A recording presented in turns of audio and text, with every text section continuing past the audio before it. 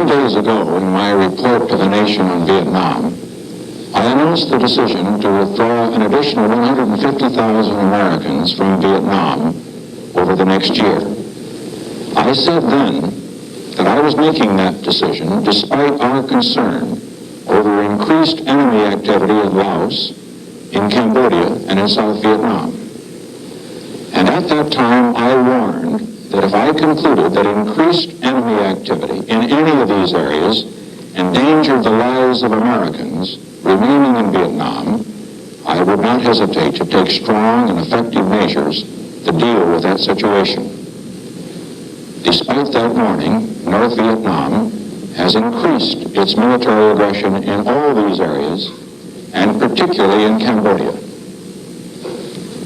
After full consultation with the National Security Council, Ambassador Bunker, General Abrams, and my other advisors, I have concluded that the actions of the enemy in the last 10 days clearly endanger the lives of Americans who are in Vietnam now, and would constitute an unacceptable risk to those who will be there after withdrawal.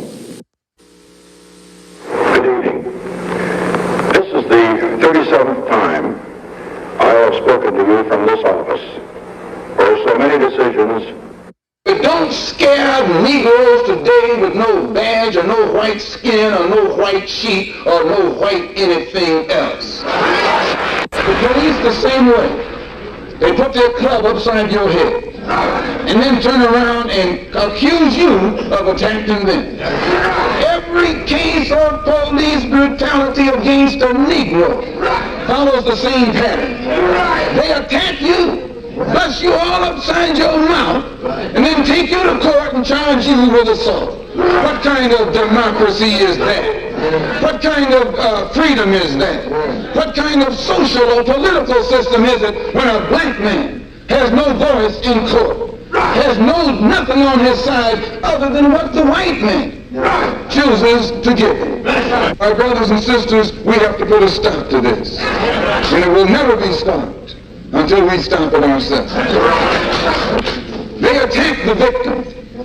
And then the criminal who attacked the victim accuses the victim of attacking him. Yes, this is American justice. Yes, right. This is American democracy. And those of you who are familiar with it know that in America, democracy is hypocrisy. Now, if I'm wrong, put me in jail. But if you can't prove that a democracy is not hypocrisy, then don't put your hands on me.